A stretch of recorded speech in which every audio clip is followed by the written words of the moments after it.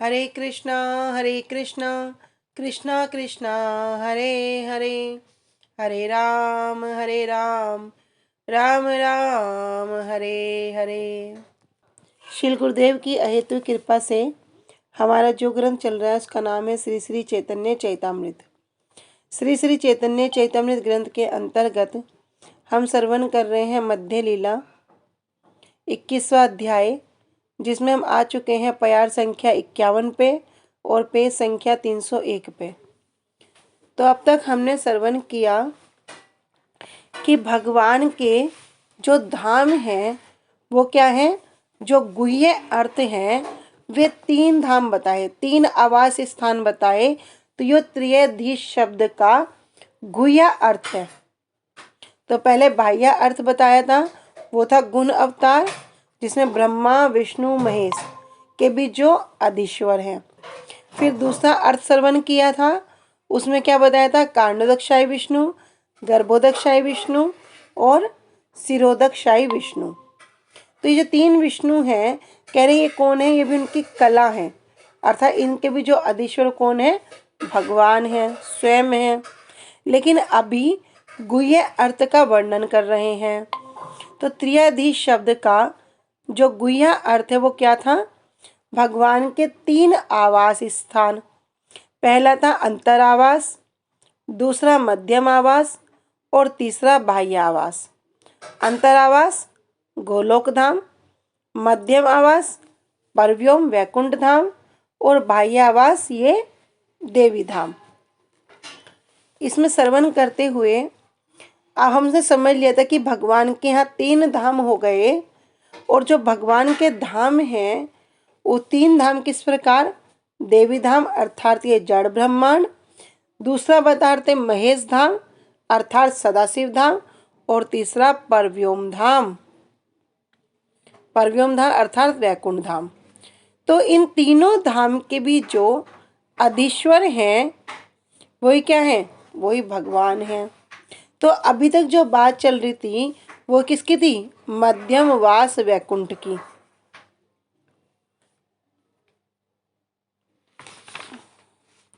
आगे कह रहे थे प्यार संख्या 50 में, कह रहे प्रधान परम व्योमेन अंतरे विरजा नदी। कह रहे जो प्रधान अर्थात जो माइक जगत है, इस माइक जगत और जो वैकुंठ जगत है, इन दोनों के बीच में एक नदी बह रही है। तो उस नदी का नाम क्या है, विरजा नदी।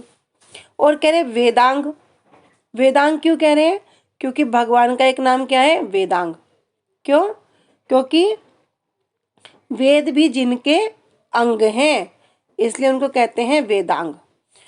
तो भगवान से ही श्वेत जनितेर तस्य तोये, तो भगवान का जो पसीना है उस पसीने से वो नदी कैसी है, प्रवाहित हो रही है। फिर हमने शब्द सुना था शुभा, जहां पर क्या है, शुभ ही शुभ है, अर्थात कोई भी वहां पर अशुभ नहीं है। तो अशुभ क्या है, जड़ क्रियाहीना निष्क्रम रूपी चिन्ह मात्रमयी, अर्थात जड़ क्रिया, वहां पर किसी प्रकार की कोई भी जड़ क्रिया नहीं है। वो जड़ क्रिया क्या है, जन्म मृत्यु जरा व्याधि शोक मोह, ये सब जड़ है। तो वहां पर किसी प्रकार का भी कोई जड़ नहीं है, इसलिए उसे कहते हैं शुभा। तो ऐसी नदी है जो इस जड़ जगत को और उस वैकुंठ जगत को विभाजित करती है। तो यहाँ तक हमारा हो गया था। अभी हम आ चुके हैं प्यार संख्या 51 पे। तो यहाँ पर पादोत्तर खंड में वर्णन कर रहे हैं, तस्याः पारे परव्योम त्रिपादभूतम सनातनम अमृतम शाश्वतम नित्यम अनंतम परमम पदम। कह रहे तस्या पारे अर्थात उस नदी के पारे अर्थात परली पार में क्या है, परव्योम, परव्योम वैकुंठ है। तो जो उस नदी के तस्या पारे, किस नदी की बात कर रहे हैं, तो उस नदी अर्थात विरजा नदी के पारे परली पार क्या है, परव्योम, परव्योम क्या हो गया, वैकुंठ हो गया। तो वहाँ पर क्या है, वैकुंठ है। और वो वैकुंठ कैसा है, तो कह रहे हैं त्रिपाद भूतम, तो वो त्रिपाद विभूति से युक्त है। तो यहाँ पर कह रहे हैं विभूति, विभूति कहते हैं जिस प्रकार राजा की विभूति क्या है, सेना, उसका राज्य, उसका राजकोष, ये सब एक राजा की विभूति है, इसे कहते हैं विभूति। तो यहाँ कह रहे त्रिपाद भूतम, लेकिन भगवान का जो वो वैकुंठ धाम है वो कैसा है, त्रिपाद भूतम, अर्थात त्रिपाद विभूति से युक्त है, ऐसा है वो परव्योम वैकुंठ। तो यहाँ पर बता रहे हैं वो कैसा है, त्रिपाद विभूति क्या हो गई, कह रहे अशोक, अभय, अमृत, ये त्रिपाद विभूति, अर्थात उसमें क्या है, वो अशोक है, अर्थात वहाँ पर किसी प्रकार का शोक नहीं है, अभय है और अमृत है। तो त्रिपाद विभूति से कह रहे हैं कि जहाँ पर किसी प्रकार का शोक नहीं है, अभय है अर्थात किसी भी प्रकार का भय नहीं है, और अमृत है अर्थात वहाँ पर मृत्यु नहीं है, त्रिपाद भूतम। और क्या कह रहे हैं, सनातनम, सनातन शब्द का क्या अर्थ हो गया, नित्य, वो क्या है, वो नित्य वर्तमान है, अर्थात ना तो वहाँ पर कोई शोक है, ना वहाँ पर भय है, और ना वहाँ पर मृत्यु है। लेकिन अगर अब इस जड़ जगत की बात करें तो ये जड़ जगत कैसा है, वो जो वैकुंठ धाम है वो तो हो गया त्रिपाद विभूति, लेकिन अब इस जड़ जगत में आ जाओ तब क्या है, ये है एक पाद विभूति। यहाँ पर क्या है, यहाँ पे शोक भी है, भय भी है और मृत्यु भी है, लेकिन वहाँ पर वैकुंठ में ना शोक है, ना भय है और ना मृत्यु है, अर्थात वो क्या है, अशोक, अभय, अमृतम। लेकिन जितनी भी जो माइक वस्तु हैं, अभी इस जड़ जगत की बात करते हैं, जितनी भी ये माइक वस्तु हैं, ये सब मिलकर के क्या होगा, कृष्ण की केवल एक पाद विभूति है। और ये जो जड़ जगत है वो क्या है, उसका एक भाग है। जैसे किसी वस्तु के चार भाग होते हैं, जैसे हम सर्वनाम कहते हैं चार आने, तो चार आना मतलब क्या, एक वस्तु का चौथाई भाग, तो बोलते हैं बात 16 आने सही है, 16 आने मतलब पूर्ण भाग हो गया। तो कह रहे एक पाद विभूति क्या है, ये जड़ जगत है, और त्रिपाद विभूति क्या है, वो परव्योम वैकुंठ है। और वो वैकुंठ कैसा हो गया, कह रहे त्रिपाद भूतम सनातनम, वो त्रिपाद विभूति है और सनातनम अर्थात नित्य है। तो वो जो भगवान की शक्ति का जो 3/4 पार्ट हो गया, 3/4 हो गया, वो हो गया परव्योम वैकुंठ, और जो 1/4 हो गया वो हो गया ये जड़ जगत। कह रहे अमृतम शाश्वतम नित्यम अनंतम परमम पदम, तो उस विरजा नदी के परे अमृत, नित्य, सनातन, अनंत, परम पद स्वरूप त्रिपाद भूत परव्योम है। तो जो परव्योम है, जो वैकुंठ है, वो क्या है, त्रिपाद विभूति है। तात्पर्य क्या है, तात्पर्य यह है कि परव्योम चिद जगत है। इसलिए चिद जगत क्यों कह रहे, क्योंकि वहाँ पर ना अशोक, वो अशोक है, किसी प्रकार का शोक नहीं है, अभय अर्थात किसी प्रकार का भय नहीं है, और अमृत है अर्थात किसी प्रकार की मृत्यु नहीं है। इसलिए क्या कह रहे, त्रिपाद विभूति, उसमें क्या है, नित्य वर्तमान है। लेकिन समस्त माइक वस्तुएं मिलकर श्री कृष्ण की एक पाद विभूति मात्र हैं। तो 4 भाग पूरे हो गए, 3 वहाँ हो गए, 1 यहाँ हो गया, पूरे 4 हो गए। किंतु परव्योम वैकुंठ में 3 पाद है, जड़ जगत में 1 पाद है। तार तले भयावास वीर जार पार, अनंत ब्रह्मांड जहाँ कोठरी अपार। तो अब तक तो हमने श्रवण किया मध्यम वास, मध्यमवास क्या था?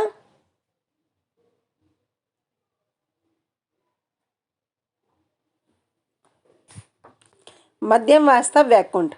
लेकिन अब तक तो वैकुंठ की बात चल रही थी, अब क्या आ गया? भगवान का बाह्य आवास। ये बाह्य आवास क्या है? ये बाह्य आवास है देवी धाम, जो वैकुंठ से बाहर का जो वास है। तो इसमें कह रहे हैं, तार तले बाह्य आवास वीर जार पार, अनंत ब्रह्मांड जहां कोठरी अपार। तार तले अर्थात, तार तले अर्थात उसके नीचे, किसके नीचे? पर व्योम के नीचे। बाह्यावास, इस पार क्या हो गया? श्री कृष्ण का बाह्यावास है। और वो कहाँ है? विरजार पार, विरजा नदी के पार, इस पार अर्थात जिस जगत में हम रह रहे हैं।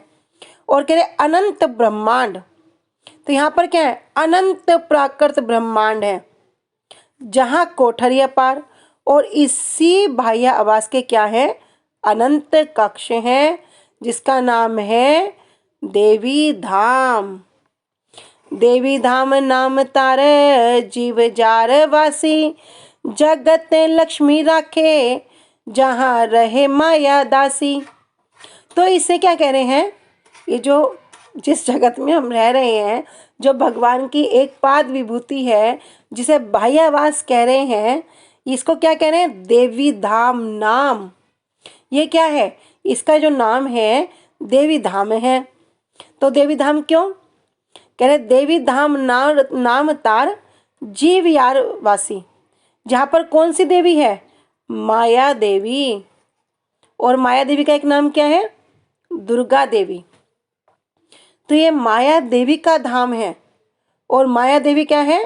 दुर्गा। तो दुर्गा नाम क्यों पड़ा?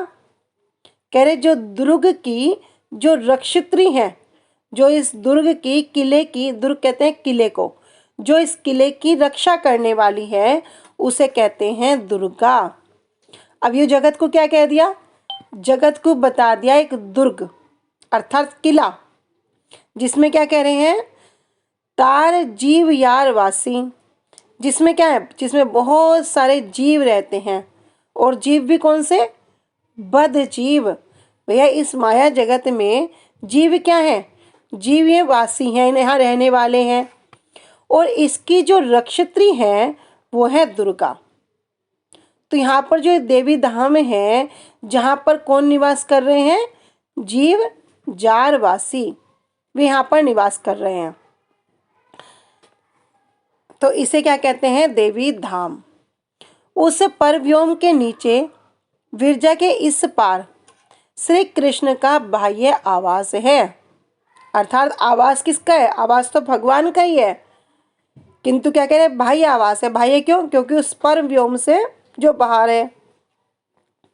अनंत प्राकृत ब्रह्मांड ही इस बाह्य आवास के अनंत कक्ष हैं। तो एक ब्रह्मांड के कितने सारे लोक हो गए? भू भुव स्व जन तप मोह, ऐसे सतलोक तक कितने कक्ष हो गए? नीचे के लोक, ऊपर के लोक, कह रहे बहुत सारे कक्ष हैं, अनंत कक्ष हैं। इसका नाम है देवी धाम। श्री कृष्ण विमुख अर्थात जो भगवान से विमुख है, जिसका मुख भगवान की तरफ नहीं है, ऐसे बद्धजीव इस देवी धाम के निवासी हैं। तो निवासी भी कौन है? निवासी भी हम जैसे ये जो बद्धजीव हैं, जो माया में फंसे हुए हैं, जो मैं और मेरा की जो बुद्धि रख रहे हैं, मैं डॉक्टर हूँ, मैं इंजीनियर हूँ, मैं स्त्री हूँ, मैं पुरुष हूँ। जो वास्तविक स्वरूप है, जीवेर स्वरूप है कृष्ण नित्यदास, जो अपने वास्तविक स्वरूप को जो भूल गए। माया ने क्या किया? निकटस्थ माया तारे झापटिया धरे। अब माया ने उनको झपट लिया और जो अपना एक आवरण चढ़ा दिया, और जो वास्तविक जो आवरण था उसको भुला दिया। अब हम क्या कर रहे हैं? अब माया के दास भर के, जैसे कोई बच्चा खिलौने में चाबी भरता है ना, और वो खिलौना वैसे ही चलता है, ऐसे ही माया क्या करती है? वो चाबी भरती है और हम सब उसी में चलते हैं। ये मेरे मम्मी है, ये मेरे पापा है, मैं इनका पुत्र हूँ, मेरा नाम ये है, मैं ये डॉक्टर बन गया हूँ, मैंने इंजीनियर की पढ़ाई कर ली है। ये सब माया ने क्या किया, नचा दिया। तो जितने भी जो बदजीव हैं वो इस माया के चंगुल में पड़कर क्या कर रहे हैं, अलग अलग अपने अपने किरदार को एक जो रोल दे दिया ड्रामे में उसको निभा रहे हैं। और निभाते निभाते क्या हो गया, अब उस रोल में ही खो गए, अब उस रोल से बाहर निकलना भी नहीं चाहते हैं। तो इस देवी धाम के जो निवासी हैं कौन है, बदजीव, बद अर्थात जिन्होंने माया ने ग्रस्त कर लिया। कहते ना, पिशाची पाइले जेन मति छन है, कि क्या किया, जो ये माया है इसको कह रहे पिशाची की तरह, ये किसी जैसे कब्जा कर लेता ना कोई भूत प्रेत किसी पे, तो जब वो अपने नाम घर सब भूल जाता है और जो भूत का परिचय होता है वो देना शुरू कर देता है। इसी प्रकार हमारी भी स्थिति यही है कि हम सब उस परम पिता सच्चिदानंद विग्रह जो अनादिरादि गोविंद है उनके हम बच्चे हैं, उनके हम अंश हैं। लेकिन अभी हमसे कोई पूछे तो हम क्या परिचय देंगे, हम कहेंगे मैं स्त्री हूँ, मेरा नाम ये है, मैं इस फलाने गांव में रहती हूँ। हम पूरा शरीर का परिचय देंगे, जो वास्तविक परिचय है उसको हम नहीं देते हैं। जगत लक्ष्मी इस जगत के जीवों की रक्षा करती है, और जो जगत लक्ष्मी है वे क्या करती है, वे हम सबकी रक्षा करती हैं। और उन्हीं जगत लक्ष्मी की जो दासी है वो है माया। अब ये माया के अंडर में पूरा जगत है, इसकी वो एक अधिष्ठात्री होगी। जैसे स्वर्ग का राजा हो गया इंद्र, सतलोक के जो हो गए कौन, ब्रह्मा जी, हर एक के एक एक नाथ है ना, ऐसे इस ब्रह्मांड की जो नाथ है वो है माया देवी।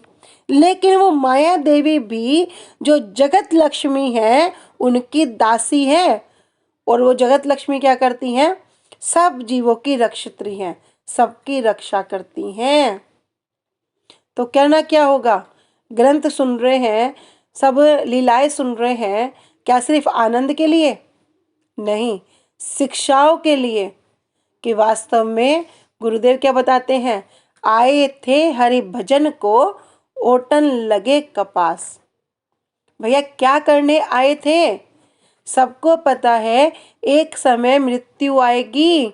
जो कोई अगर बोले ना कि मैं तुमको 5 कोहिनूर हीरे दूंगा, मुझे बस 2 सांस दिला दो, तो वो 2 सांस भी नहीं मिलेंगी। सबको पता है मृत्यु आएगी ही आएगी।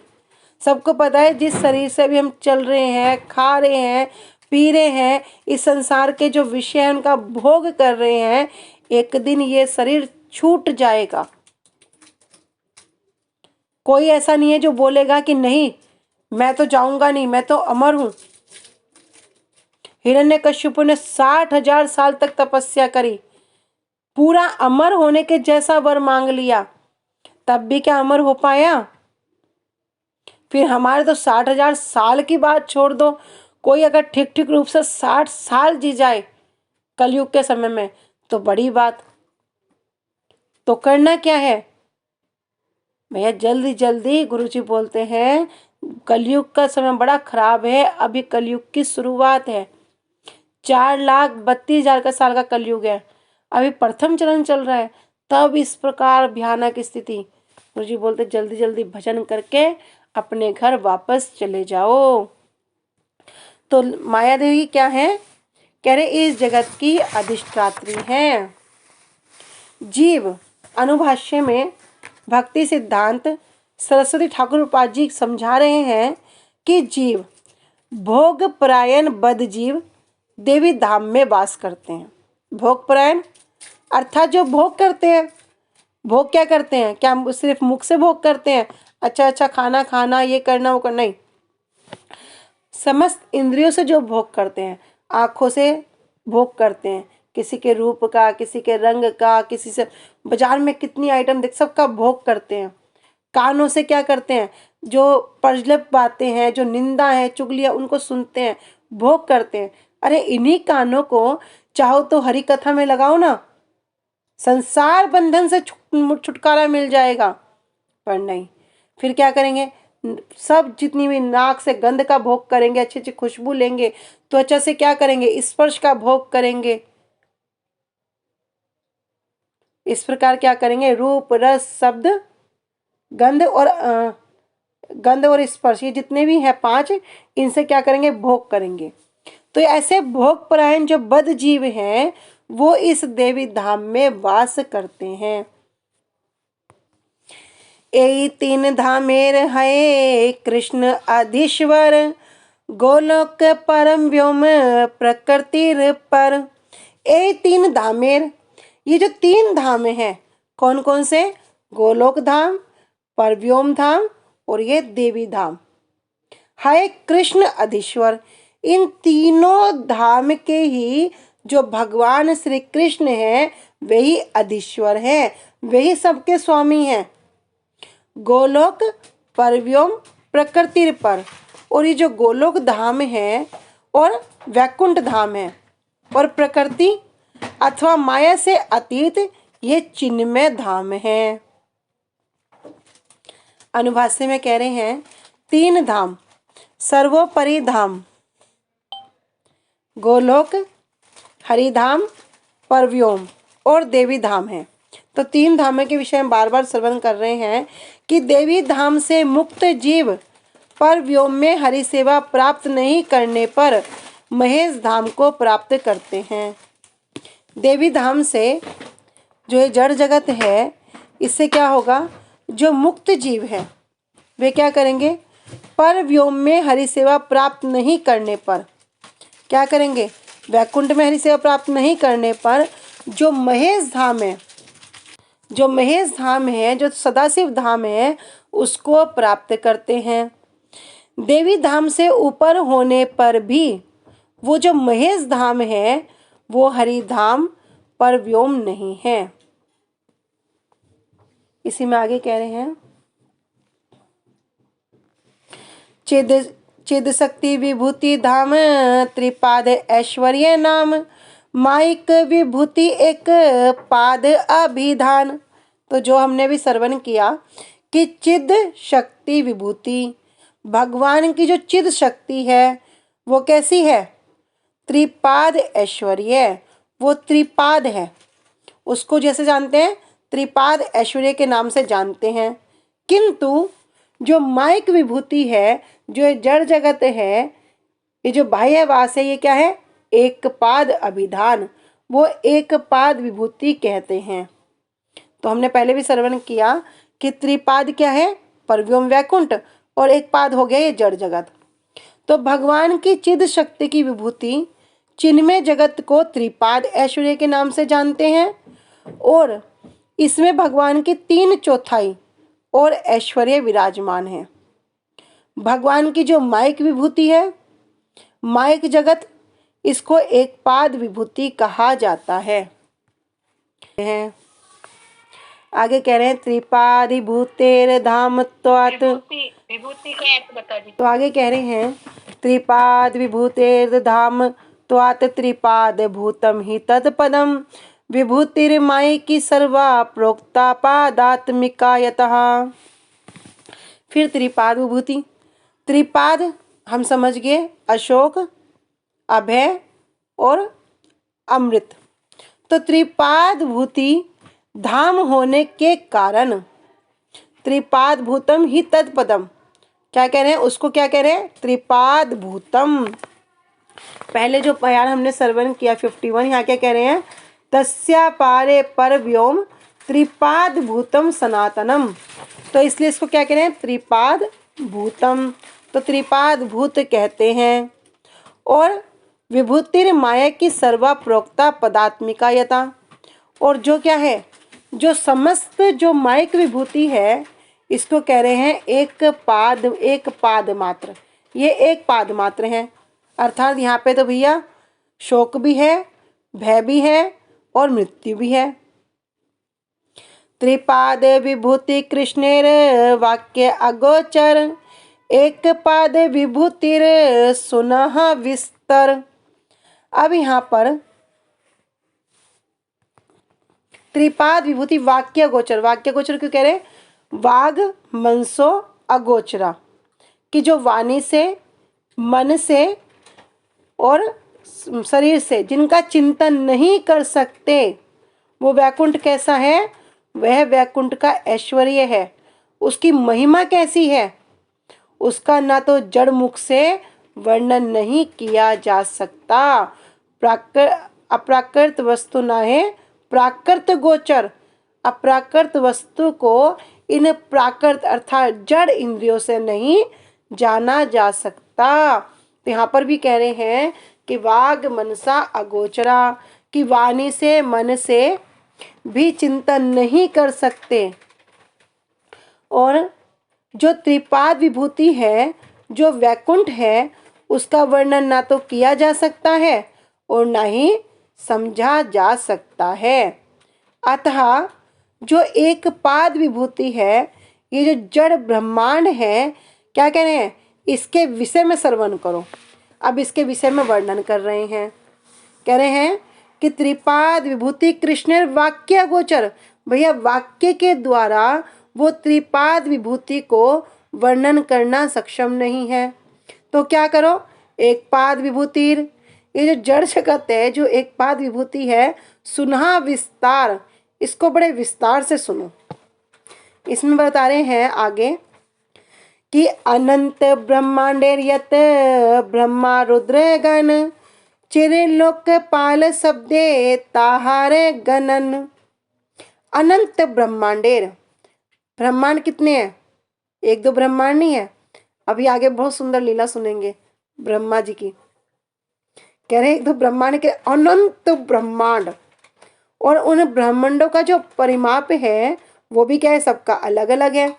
कोई 1000 योजन का, कोई 10,000 योजन का, कोई लाख योजन का, कोई 10 लाख योजन का, कोई करोड़ योजन का, कोई 100 करोड़ योजन का।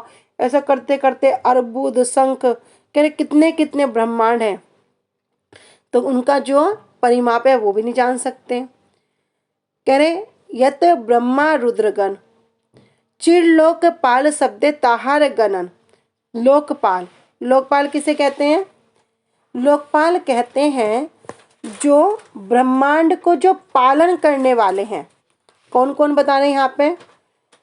ब्रह्मा रुद्र आदि, ब्रह्मा रुद्र गण, तो ब्रह्मांड को जो पालन करते हैं, जैसे इंद्र, ब्रह्मा, यम, वरुण, वायु, कुबेर, शिव।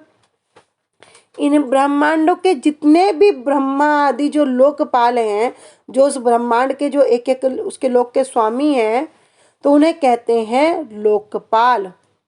तो ये है सब चिर लोकपाल। तो कह रहे हैं लोकपालयति, अर्थात जो इस संसार का पालन करते हैं।